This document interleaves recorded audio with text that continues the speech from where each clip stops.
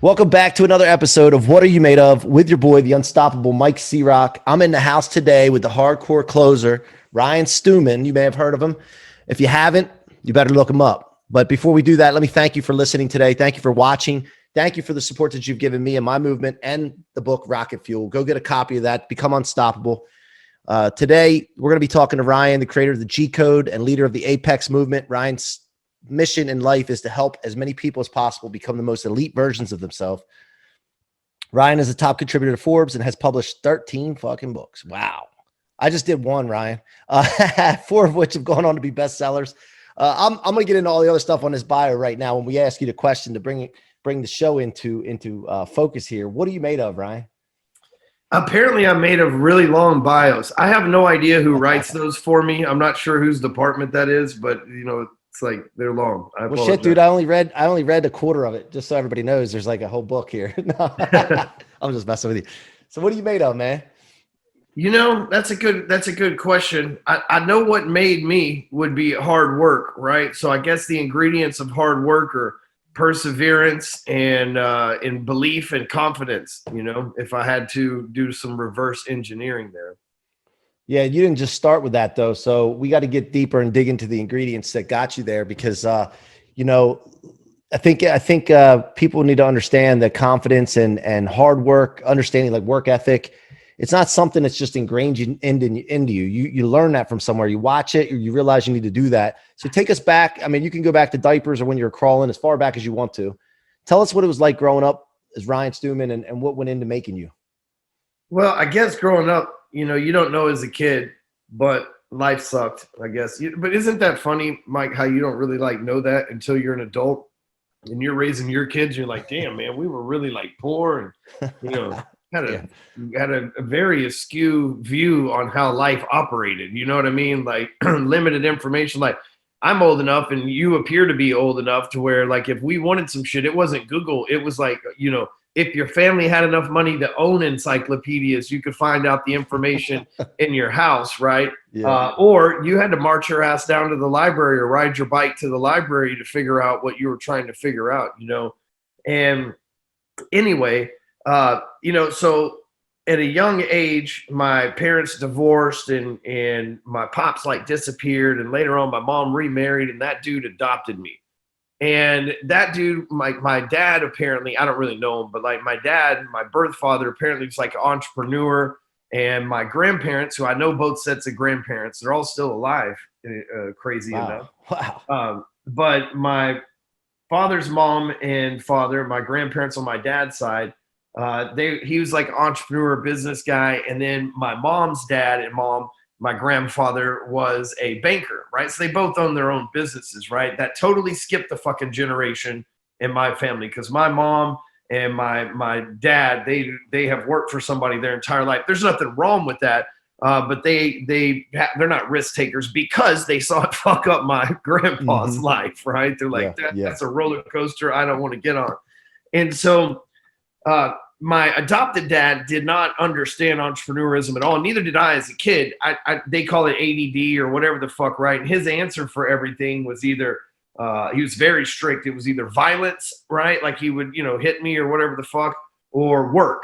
Okay. So as I got a little older, I would just choose work, right? Dude had me dig holes in the backyard, pull weeds out of shit, work at these car washes, work on the farm, and dude, I was in trouble all the time because teachers were always it's funny, teachers in school, they say things you need to learn to sit down and shut up. Well, that don't get you paid out here, bro. Sitting down and shut up in a fucking room full of people, whether you're trying to get a job interview or whether you're trying to raise money or whether you're trying to close a deal, sitting down and shutting up will be the last fucking thing that you want to do, And I see all that now. Back then, I'm like, well, I don't know. Maybe I'm just fucking stupid and I got ADD, right? Because you're a kid. You don't know. You just know what fucking people are telling you. I call those people the agents of average, right? They say some fucked up average ass shit because if you think about it, I'm going to say it because teaching is an average job, right? You go through school. It's a job that it's a calling and it is to a point of service. But a lot of teachers, man, after a few years, they don't really act like public servants. They kind of act like the police and shit, right? Where they're just oh, I'm doing my fucking job with these kids again, right? We know how it is. I know a bunch of them in real life, right? I'm not shitting on anybody's profession. I'm just being real. and it's a low paying job. So that means it's high stress. You know what I'm saying? So you got these badass kids like me skipping school, and you got to answer to the principal. So I get what was going on. So I just fucking quit school. My stepdad's got me working all the time. And like, I don't have a life on the weekends. My friends, they're going out and having fun from like age 10 on. They're having fun on the weekends, sleeping in and shit. That wasn't for fucking me. Never, ever. Working every Saturday. And it sucked, obviously. But there was a time when I left school, I was 16 years old, and I went to work because I thought, well, fuck, man. And I did the math. If I just work full time, I make more than these teachers anyway, you know, in commission. So I'll just go work full time. It's like, worst case scenario, I end up in the same fucking position as Miss Smith in life. I'm going to be okay, right? Yep. But I knew I could sell, you know, because I'd been working selling car washes for my stepdad for a while. So I left and got that and end up getting in a fight with my stepdad over leaving school. So the whole job thing didn't fucking work out the way that I thought it would. And so I ended up doing some odd jobs, sleeping on a friend's couch. I mean, there was one point, Mike, where I was waking up at 5 in the, well, I was going to work at 6:30 in the morning, working all day in the Texas summer inside a pulling wire in the, like 3:30. I'd get back by 4, take a shower. By 5 o'clock, be at the Mexican restaurant across the street from my apartment. I would work till 10:30 or 11. I would work the evening rush for dinner. I would work till 10:30 or 11. Then I'd sell dope from midnight to 1 a.m. out of my fucking house. And I was working 3 jobs a day, 7 days a fucking week, man. And but I was used to it at that point. I just didn't want to go back to my parents. Yeah. Right. And so, you know, at the time, it seemed like a curse, man. Fucking dad's always making me work and shit, you know. But now I'm not scared of hard work at all. Matter of fact, I end up getting in trouble for the damn drugs I was selling. And obviously that was a failed venture. As an entrepreneur, you got a few failed ventures. My first one just happened to be illegal and wasn't very good at it. And I remember the first day I went to prison. The first week I was in prison, they assign you in a job. It's about a week or so you're in there. They give you a job. They give me a job going out to pick cotton. Wait, right? how old were you then? Man, I just got the FBI. I'm adopting my middle son. And so I just got the sheet back last week. It was 2000 and I was 19 years old. And I was 5'9". Right now, I'm 5'10", 200. Back then I was 5'9", 150. I wasn't even done growing. And these motherfuckers sent me to a maximum security prison with let me be real, there was 90% black dudes where we had to pick cotton. You want to talk about racism, bro? If you want to talk about like real like slave plantation racism, like I have experienced it alongside the folks, man. Like it was fucking crazy. But so I'm just used to working hard. So the first day they turn us out into the field, I'm pulling this cotton up and fucking doing all the shit that we got to do out there, and we're having to dig holes and stuff. And me, I thought, well, this is just what I got to do. I got 2 years of this job. This is a shitty job, but I'm going to make the most of it. The guards called me over, and they ride these horses. They called me over, and they said, hey, when we get done and we go back, because you go outside the prison, when we get back to the prison, come to whatever their office thing was. And, you know, obviously this was 22 years ago. So I went in there, and they gave me like a job driving a tractor the next day. So there's people doing life sentences in this prison that have been wanting to drive this fucking tractor, and they're fucking picking cotton. And then this new guy's driving the fucking tractor. Dude, it was all I could do not to get killed in that motherfucker. And then the guards won't let me leave the job because they're like, no, we need you. We can try. Oh, man, it was a fuck situation, man. So, dude, anyway. So, but I end up traveling around to like 8 different prisons. I get out and I'm a changed man, dude. I remember one day coming in from commissary, there was 2 big ass black dudes. Dude, there were like no white people in this prison, in any of the prisons I went to in the state level. There was very limited. There are these 2 large fucking dudes in the hallway, man. And I'm just saying, in a dark space in prison where people don't wear shirts and you got to fight 2 or 3 black dudes, I'm not trying to be funny, but that shit ain't fucking easy, man. It's not fucking easy at all. You know, they'll fucking win. And I got the shit beat out of me. And I've been in fights in there and stuff before. But again, remember, dude, I'm 150. I'm an easy fucking target. You know what I'm saying? I'm a bait fish for a whale at this point, right? Yeah. And so these dudes have been in here for 10, 15 fucking years that were gangbangers on the street and shit. I wasn't any of that. I was just a hardworking dude that made a mistake. Man, after they beat me up pretty good, they honestly, it probably fucking spared me. You know what I'm saying? They could have literally killed me, dude. They just took my commissary, but I would have given it to them if they would just ask. I'm not gonna get into a fight that I know I'm gonna fucking lose. That's just stupid anyway, man. It's like, here, let me just give you what you want, and then we can just avoid the whole physical conflict thing. But anyway, I remember thinking, man, this shit ain't for me. You know, this is not a fucking game for me. I'm not going to do it no more. So I get out, I clean my act up, start going to church. I get a job back at the car wash, but I'm working hard at the car wash, just like I've done everything else. One day a customer says, I want to hire you to come work in the mortgage business. And I'm like, all right, I don't know what a mortgage is. What's a mortgage? And she's like, it's like when you buy a house, it's the bank loan. And I'm like, oh, all right. Well, I don't know anything about bank loans. I don't even think I got a credit score because I pay cash for my truck and I pay my rent and money orders every month. I don't even trust banks. And she was like, again, I'm a prison convict. Maybe I'm 21 at this time. And I'm probably making 50 grand a year at the car wash, right, as the manager. And she goes, well, you sell me some shit, then you vacuum my shit, then you spray off my shit, and then you usually wipe it off up front. At first, I thought maybe you were trying to flirt with me, but I realized you do that to fucking everybody around here. And she goes, if you'll just work that hard in the mortgage business, you'll be a millionaire. And I was like, lady, I got this job and I'm a felon. She goes, a felon? What'd you get in trouble for? I was like, drugs. She's like, you'll be fine. You fit right in. Dude, I quit. That next Monday, I went to work. Oh, shit. Within 6 weeks, I shit you not, like just lucky dog type of shit from hard work paying off, I guess.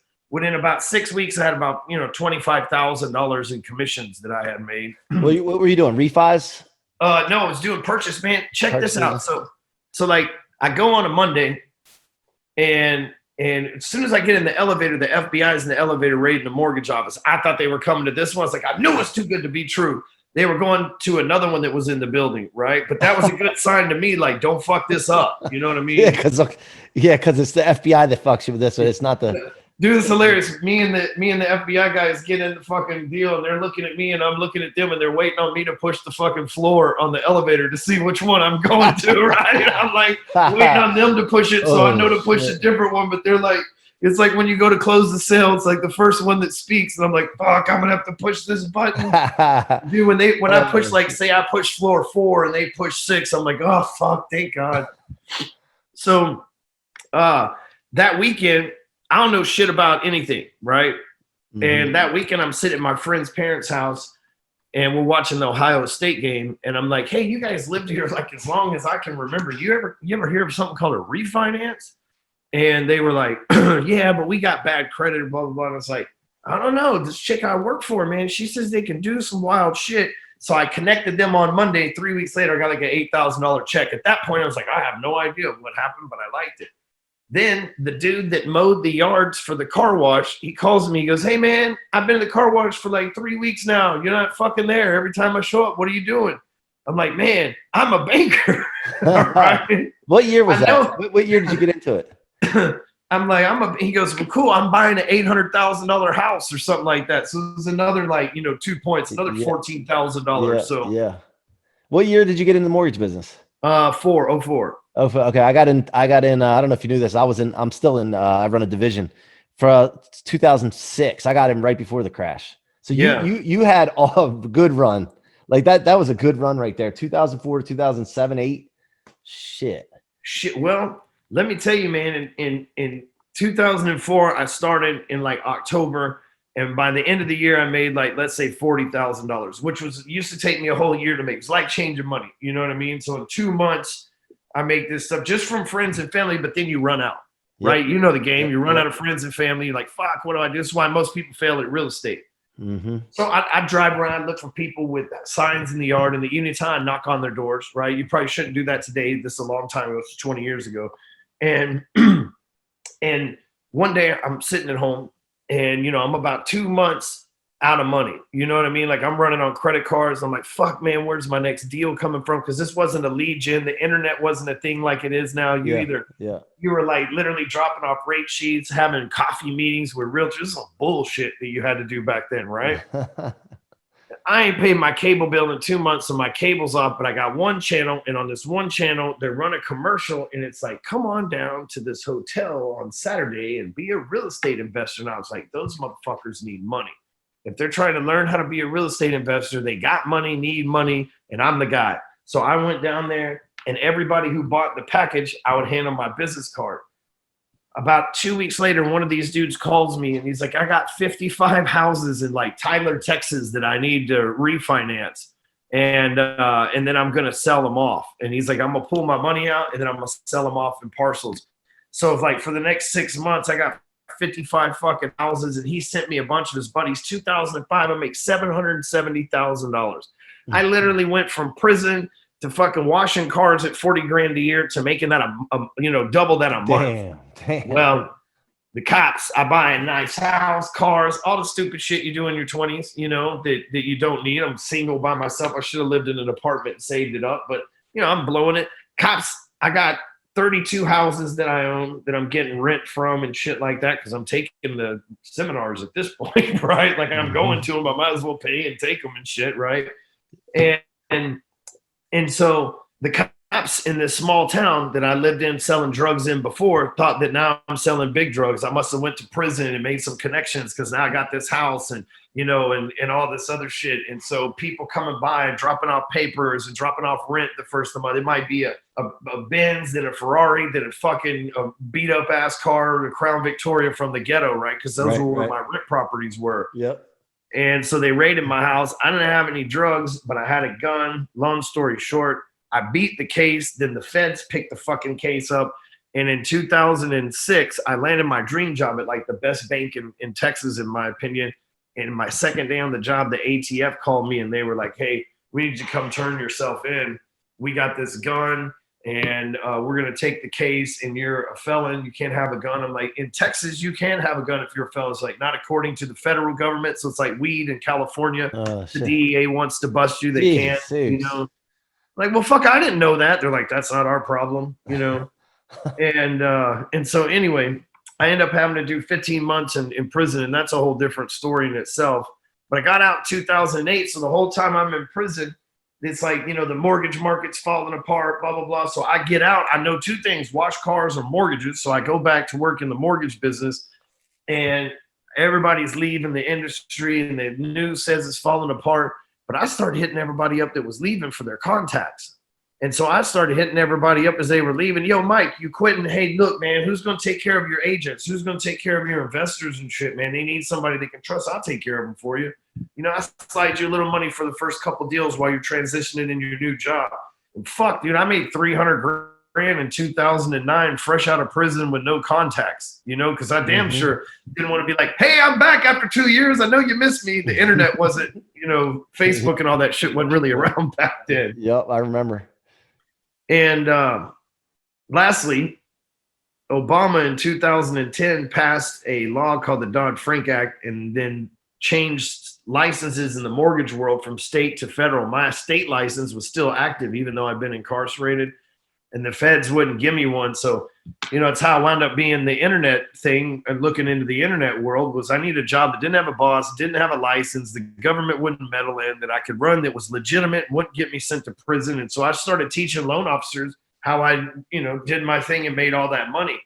And I did that for 5 or 6 years, and we probably had 5,000 or 6,000 loan officers that we coached and brought through our programs and stuff like that.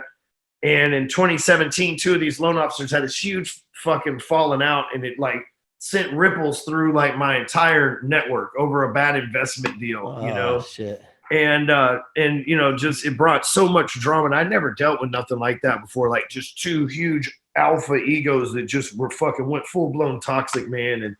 And I made a pivot. I said, man, I don't want to work with these bankers and realtors exclusively anymore. I can bring more than just making money or making sales or whatever. And so that was that moment, like the commonality in all my struggles in my story is like the timing. I would have never got rid of those people on my own, but there's this big fight, shit that's out of my control. Everybody leaves, and I'm like, well, fuck, I was thinking about doing this. That was a lot easier way of doing it than what I was figuring. And so I created our Apex program, and for the last 5 years now, we've been building that. We've had about, I don't know, 7,000 or 8,000 people come through just our Apex coaching program alone. We've got about a 1,200 or so people in our network, I'm guessing, at this point, and basically just helping business owners and entrepreneurs and shit, sometimes just regular people, is try to be the best version of themselves. Yeah, and It's a so long fucking story, and I gave you the cliff notes, I wanted bro. to hear all that. No, because I was back in the mortgage business back in the day, and I remember seeing your stuff on when the internet came up, and I remember that back in the day. Now I started back in '06. Started as a loan officer and built a team up to 47 branches, and now I have it running, and I spend maybe an hour a day in that. My leadership team, my partners take care of it, which allows me to do the shit that I do, which is phenomenal. I like just like you, but as you got into this, and I remember watching a video, you said some point that you were watching some of the guys that had already made it in our space, right? And you're like, when can I break through and get to that point? Like, there's got to are you impatient? Is my question, because I'm impatient as hell. Like, I want things now. I think I deserve it. I think I'm worth it, and I don't like. Some people say, well, you got to put your time in. Fuck that. I don't need to put my time in just because somebody else did. That's the way that goes through my head. Do you feel that same way, or how did that all shape out for you? And when you finally started leveling up to where you thought you belonged? Well, that's a really good question. And my friend Ed Milet says that you have like a financial thermostat, and it has to be adjusted, right? Like the first month that you make $10,000, all of a sudden your financial worth is, I'm a $10,000 a month motherfucker, right? First month you make 25 grand. It's like, shit, I value myself at 25 grand a month, 100 grand. Some of you make it there, a million. Some of you make it there. And, I remember it was like just 3 days ago, 11 years ago, I did my first podcast. I paid this fucking cat $5 on Fiverr to let me on his podcast, right?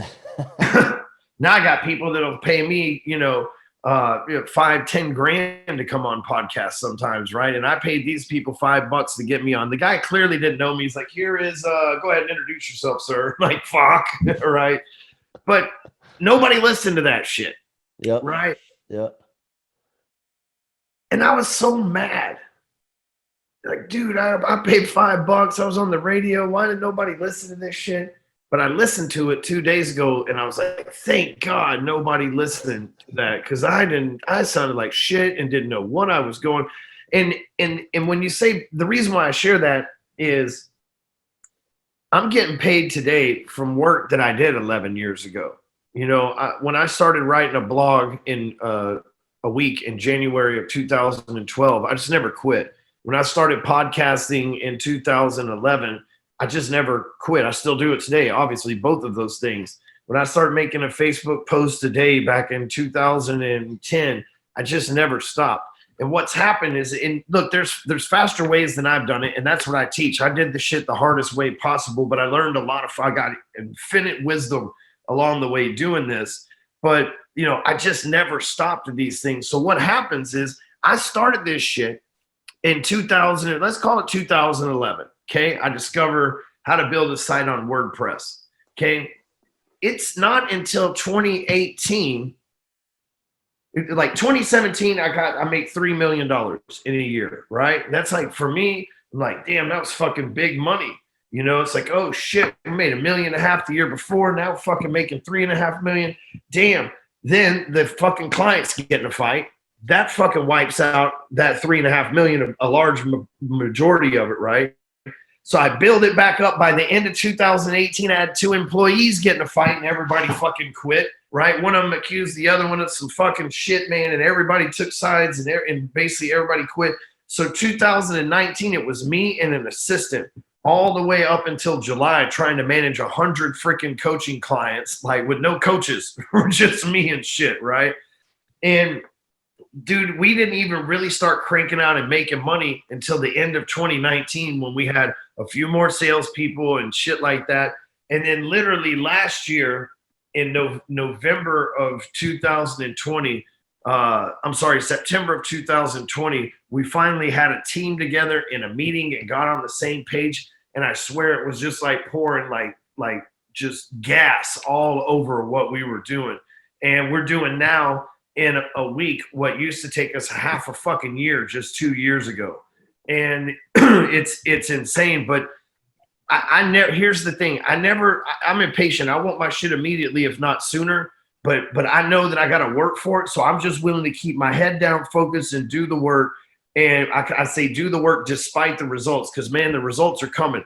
You know, I've done this shit for 10 years now. And if you search my name and my companies, there's like, I don't know, 50, 75,000 search results, right? That comes from fucking a long time. But now I'm in a compound event, kind of like when you're compounding your money. Yep, yep. There's a time when you're compounding millions, and that's what we're doing at this point, right? Yeah. So what did you learn from that when you had the clients and then the employees and the company split apart culture wise?